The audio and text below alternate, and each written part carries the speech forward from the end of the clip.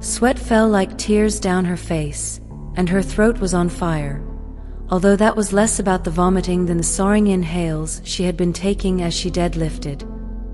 And don't get her started on her lungs. She felt as though she had been trying to find oxygen in the middle of billowing hot smoke. Clank, clank, clank. When she was able to, she lifted her head and focused. Across the weight room, a massive male was doing leg presses in a slow, controlled fashion, his forearms bulging from where he was gripping the pegs by his hips, his thigh muscles carved in stone, veins popping out everywhere. He was staring at her, but not in a creepy way. More like in an "okay, is it time to call a doctor" manner. "Yeah, I'm all right," she said, looking away from him. Although with his headphones on, it wasn't like he could hear her. "I'm all right. I'm all right.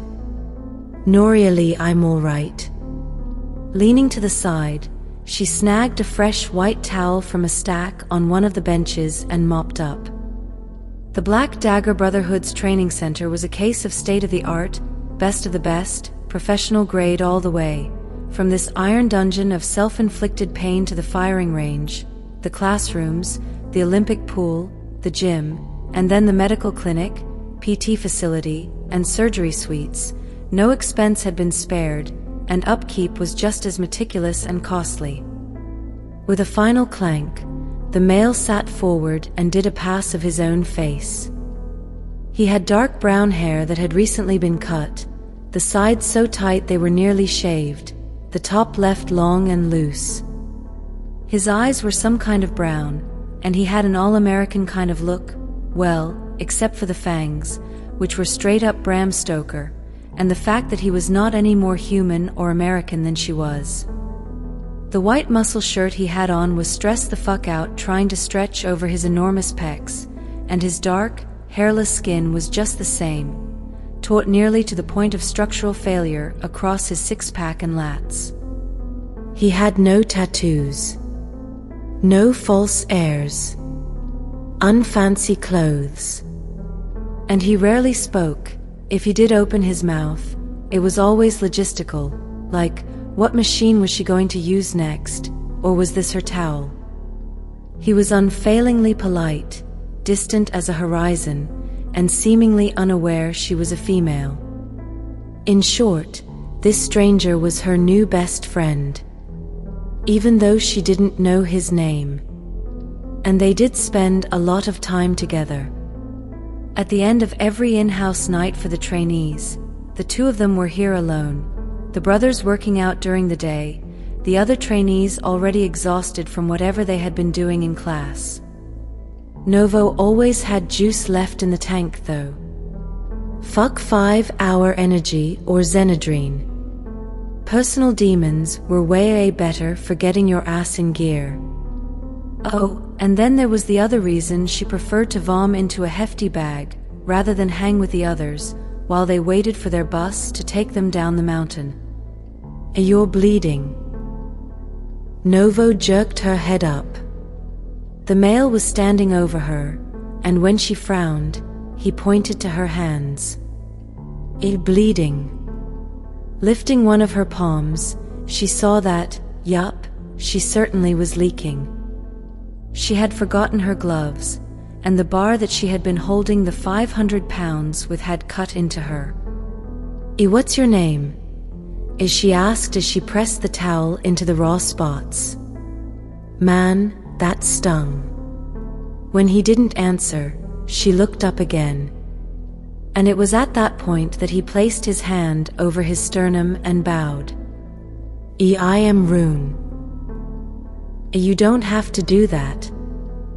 She folded the terry cloth in half and re-wiped her brow. The bow thing. I'm not a member of the Glimmerer. You are a female. So. When he seemed honestly confused, she felt like a bitch. Anyway, I am Novo. And I'd shake your hand, but yeah. As she flashed him what he had pointed out was injured, he cleared his throat. It is nice to meet you. His accent was like hers, without the haughty, long vowels of the aristocracy, and she instantly liked him even more. As her father had always said, rich people could afford to talk slow, 'cause they didn't have to work for a living. Which made that group of entitled lightweights really hard to respect or take seriously. Are you joining the program? She asked. E4. The training program? No. I am just here to work out. He offered her a smile, as if that encompassed his entire life story, as well as all his plans for the future, and then he went over to the chin-up bar. The reps he did were unbelievable. Fast, but controlled, over and over again, until she lost count. And still he kept at it. When he finally stopped, he was breathing deeply, but hardly taxed. So why don't you? What? He said with surprise. Like maybe he had forgotten she was still sitting there. The training program. Why don't you join us? He shook his head sharply. I'm not a fighter. You should be. You're really strong. I am just used to manual labor. That is where it comes from.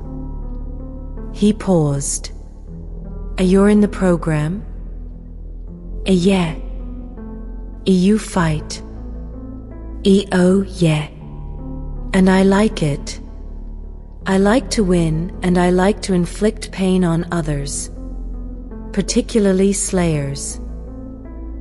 As his eyes popped, she rolled her eyes. Yes, females can be like that.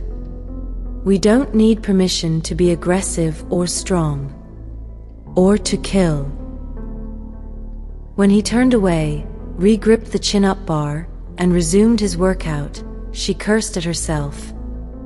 Sorry, she muttered. That wasn't directed at you. Is there someone else here? He said between reps. Knowed she got to her feet and gave her head a shake. Like I said, sorry. It's okay. Up. And down. But up. And down. Why aren't you up? And down. With them. The other trainees? She looked at the clock on the wall. They're happy to chill before the bus comes. I hate loitering around. Time to go, actually. See ya. She was just at the door when he spoke up. You shouldn't do that. Novo glanced over her shoulder. Excuse me. Rune nodded to the trash bin. You throw up a lot when you exercise. It's not healthy.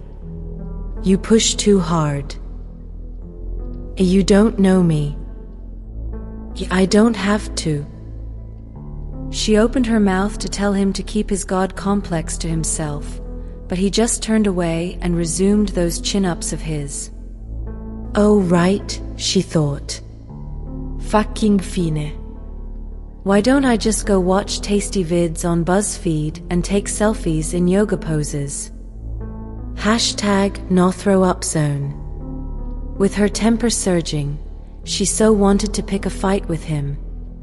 Even though she was tired to the point of butt hurt, and he might have a point about the barfies, fuck that. Live and let live, you know? Or live and let self-destruct. Potato, potato. But whatever.